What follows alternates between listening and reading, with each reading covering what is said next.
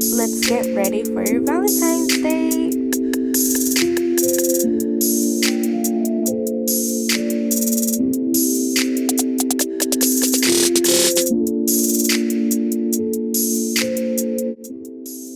I already started off by doing my eyebrows first.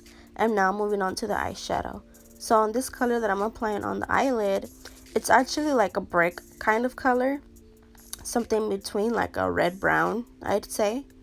And you're just going to apply this all over your lid. As you can see, it doesn't have to be perfect because you're going to blend it out after.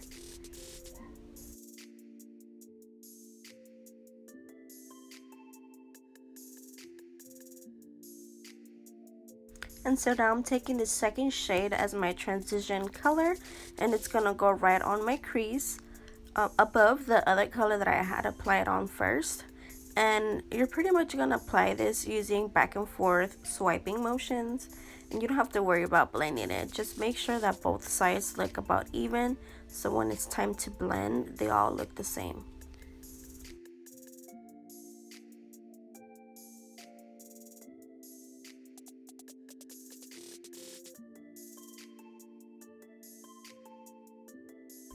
Now that it's time to blend this out, you want to use a blending brush like this to pretty much blend everything out. And now instead of doing the swiping back and forth motions, you are pretty much going to do back and forth, but this time hold the brush and turn it into like a circular motion to blend everything out.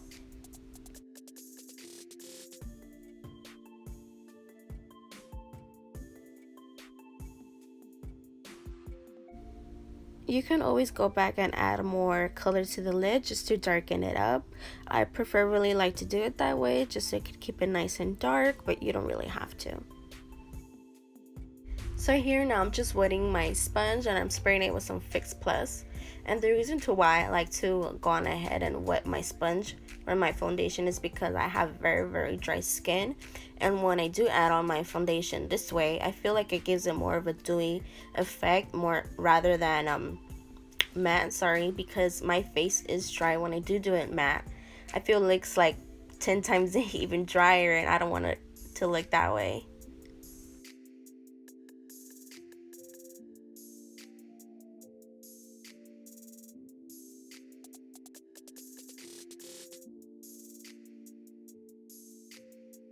And if you're wondering what kind of foundation I'm using, I'm just using a LA Girl one. Nothing too fancy, but I really like this foundation. And as you can see, I feel like it's pretty much full coverage because I have some acne scars and also a little bit of acne, and it tends to cover up pretty much everything.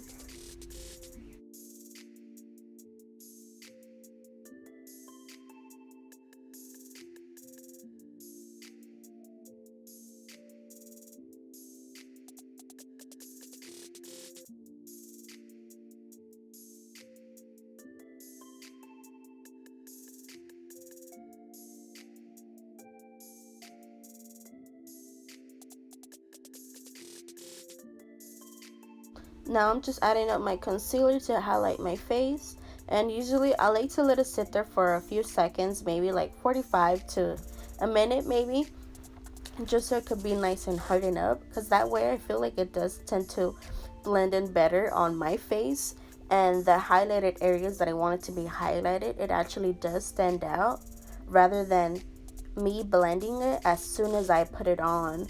And I feel like that way it just blends in with the rest of my foundation and I look really white, and that's not what I want to do. So that's one thing that I do want to avoid.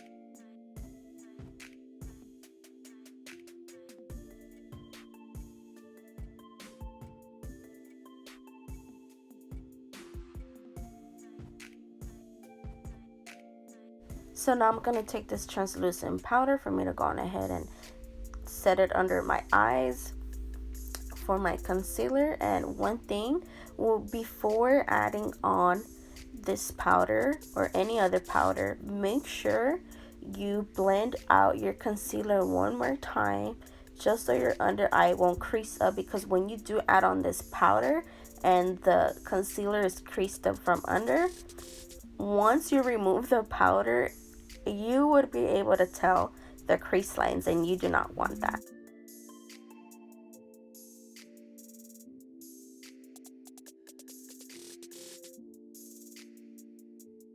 So I'm going to go on ahead and add on my face powder, and I'm going to dust off the translucent powder that I had added on around my lips and also the forehead.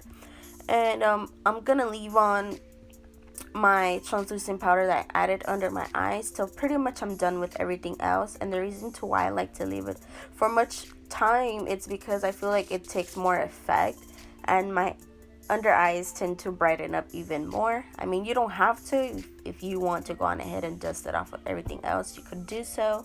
And I'm just adding on this like clear gel that's on, I guess it's actually meant for lashes. I don't know, but I really like to use this thing for my eyebrows.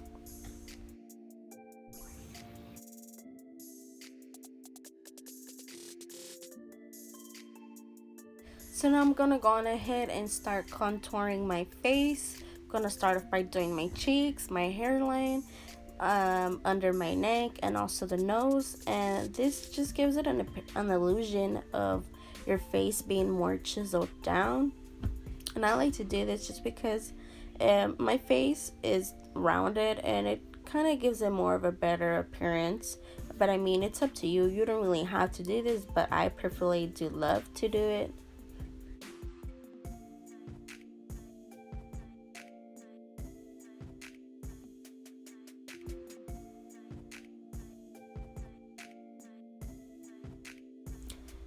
Now that I'm applying my blush, I'm gonna add it on top of where I had contoured my cheeks.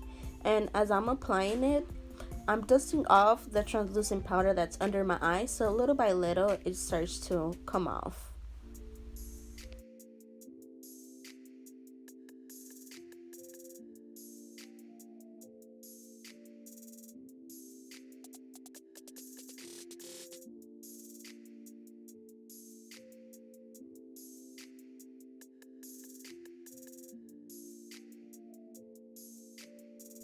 So this right here, it's actually an eyeshadow, but I like to go on ahead and use it as a highlighter. As you can see, it works pretty well.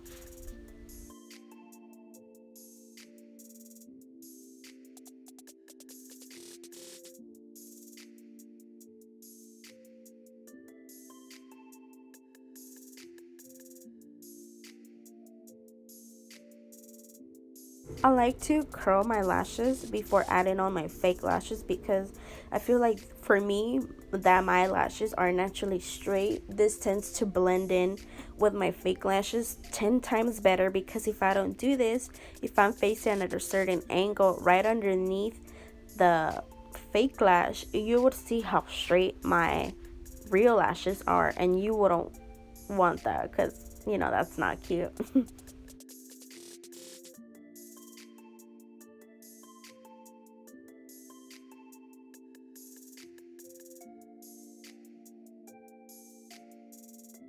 When adding on my fake lashes, I like to go on ahead and set the eyelash in the middle first to secure that.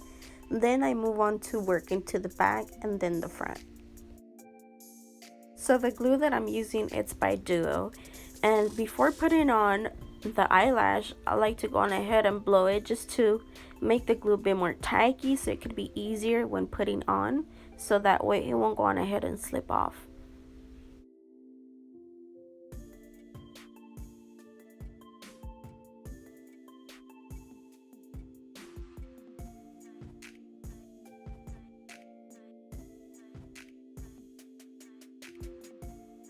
And right when you think you're almost done, it's always best for you to go on ahead and look back at your lashes, because you do not want to walk out tonight and have your eyelashes halfway falling out and you think you look cute and stuff, no. You have to go on ahead and be really, really careful. Take your time. Don't feel like you have to rush.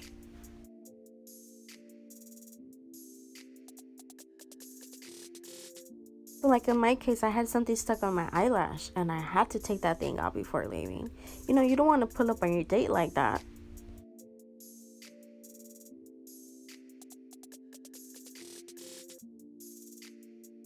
So I'm pretty much almost done here. I'm just dusting off the translucent powder. I always tend to dust it off when I'm finished with my lashes.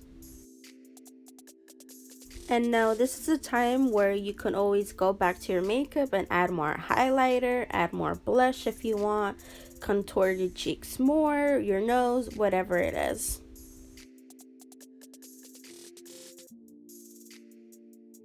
I'm using this brown lip color by J-Cat Beauty to go on ahead and outline my lips before adding on my second color.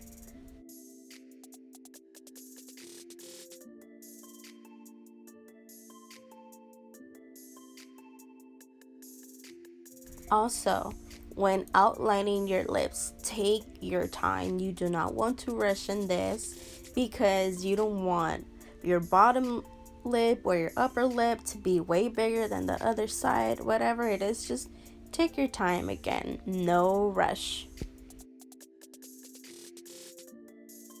When adding on this matte color, instead of me swiping it on my lip, I like to go on ahead and dot it, and I usually do about 4 dots on the top lip and the bottom lip, and I just smack my lips together. And this method, I feel like it tends to blend in like super well. For the hair now, so my first section is going to be the top part of my head.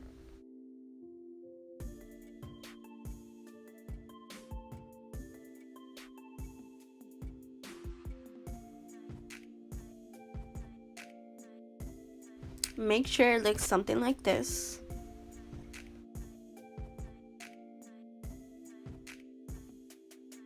Make sure that the top part is big enough to go on ahead and make 3 sections because we're gonna curl this top of the hair. So I'm using this curler. It's about 1 1/4 inch, I'd say. And this part right here, I slowed it down for you so you could go on ahead and really understand what I'm doing here. When you put on the curler, make sure you put it on the middle and make it like about 3 to 4 inches away from your scalp. And as you can see, smooth it. And when you get almost to the tip, curl it back and leave the tips out like that. Hold it for a few seconds again. And then you pull the lever up and you slowly pull the tips in. And then you do the same thing again. You curl it back. And you could see where the tips are. And you pull the lever up again. And you pull the curling iron, till the tips are in like that. You could see they're almost there. Hold it for a few seconds. Then curl it back. And you want to hold it for maybe 10 or 20 seconds, I'd say. And then you let it go, you hold it, and you let it cool off. I'm gonna go on ahead and use this Velcro hair roller to hold up the curl.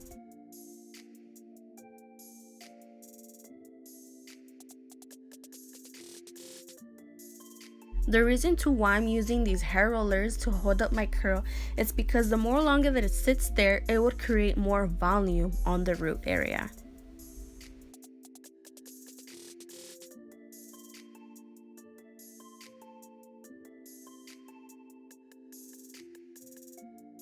And so just go on ahead and repeat the same steps for the other 2 sections.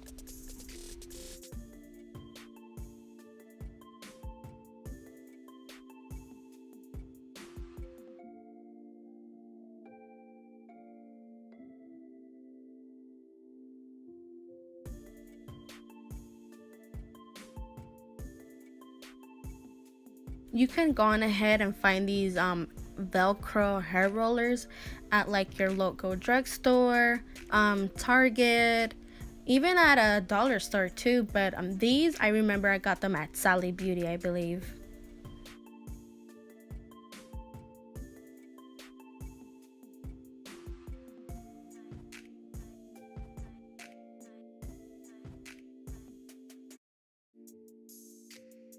So for this last section right here, if you have a lot of baby hair like I do, just try your best to go on ahead and put it on the hair roller. And if you can't, just wipe it to the side.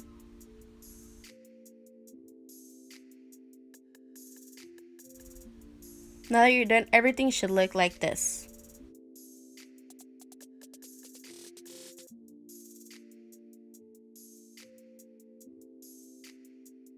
Ladies, it's super important for you to go on ahead and use a heat protector on your hair, because without using that thing, that's one of the main reasons to why you go on ahead and get split ends, and we want to avoid all of that.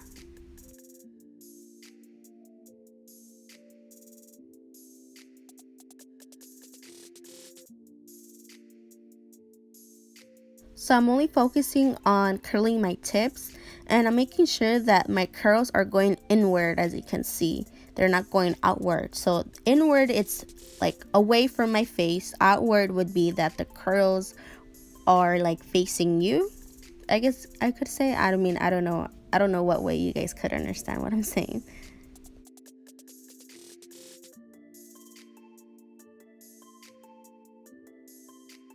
So for each curling section, you want to hold up the curling iron for about 10 to 20 seconds, just so the curl could actually form the way that you want it to, because the less time you leave it, it won't create the curl that you want.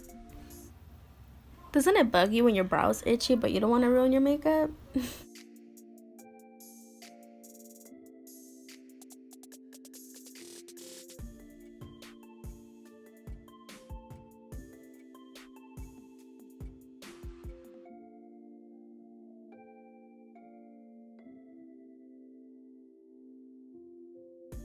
And so now I'm doing the other side, and same thing, whatever it is you do to one side, you make sure you do it to the other.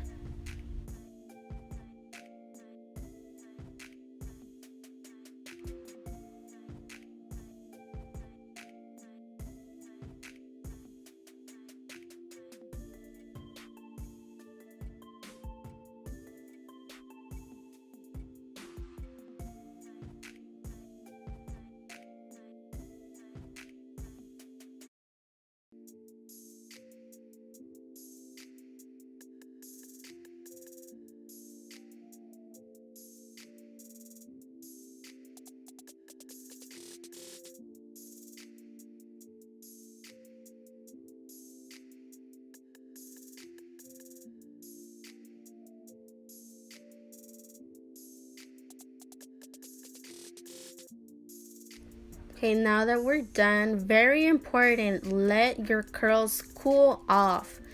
As you can see, just wave at it so you could get some air before you run your fingers through it, because if you run your fingers through it as soon as you're done curling it, your curls will not last. When removing the hair rollers, you just want to take them off slowly and carefully.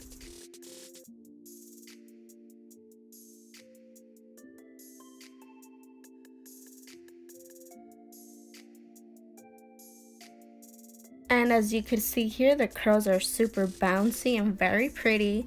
The root has a lot of volume.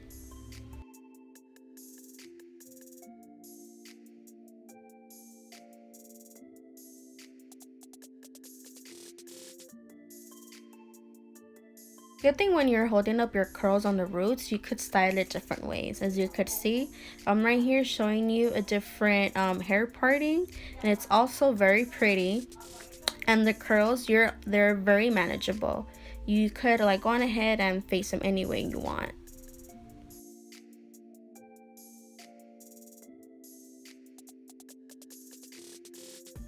And this is another way that you could go on ahead and style it as well if you don't like that side of parting.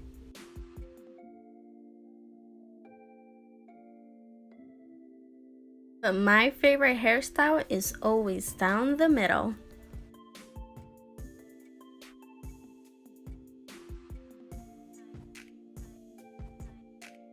When doing this hairstyle, I always like to part my hair down the middle, just because my face structure is actually round, and I feel like this actually does help me cover up the roundness of my face.